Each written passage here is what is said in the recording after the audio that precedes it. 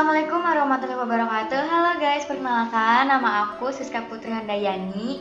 Jadi aku mau sharing sedikit ke kalian tentang vitamin apa aja yang harus diminum dan juga penyakit yang ada di Indonesia nih.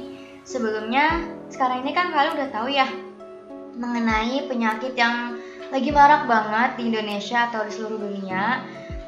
Udah tau lah penyakitnya itu apa, yaitu penyakit COVID-19. Kurang lebih dalam kurun 1 tahun, COVID-19 sudah menyebar di Indonesia.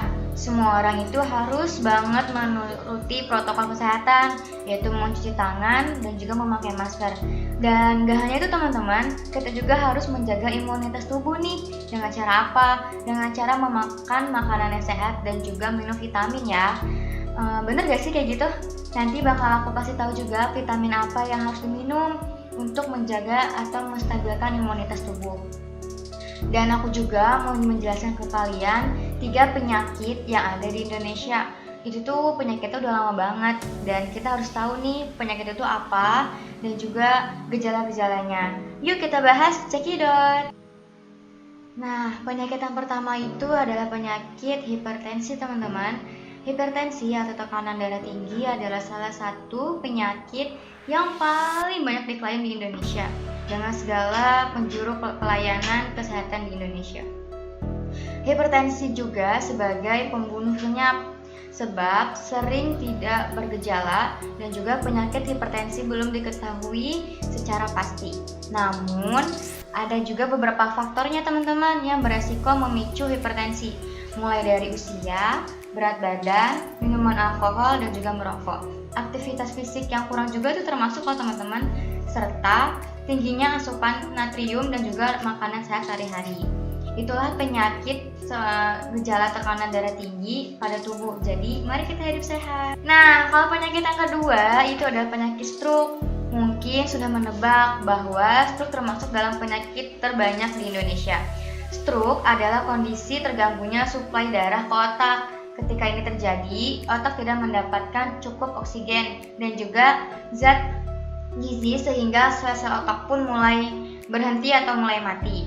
Ada beberapa faktor risiko yang menyebabkan stroke, yakni berat badan lebih atau obesitas, usia di atas 55 tahun, memiliki riwayat keluarga yang punya penyakit stroke, gaya hidup yang kurang aktif, dan juga sering merokok dan minum alkohol.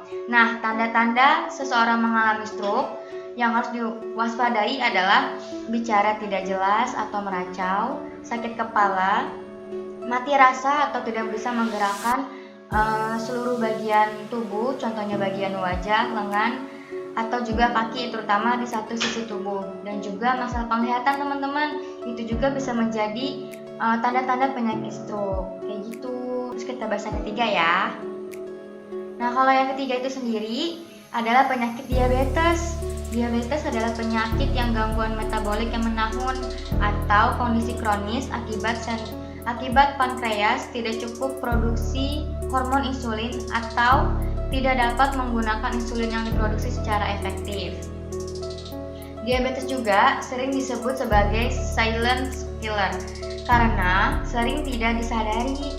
Diabetes disebabkan oleh berbagai macam hal dari faktor atau keturunan, berat badan, dan juga perilaku tender atau kurang gerak, usia, tekanan darah tinggi, serta tingginya kadar kolesterol dan trigliserida. Jika kondisi diabetes tidak ditangani dengan cepat, akan ada berbagai macam komplikasi yang lebih parah teman-teman, sangat diwaspadai, mulai dari penyakit jantung dan pembuluh darah, kerusakan saraf, kerusakan ginjal, dan kerusakan saraf kaki.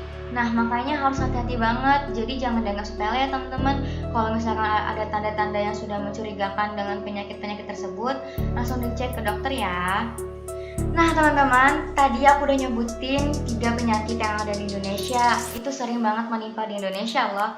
Intinya jaga kesehatan ya, dengan makan makanan yang sehat.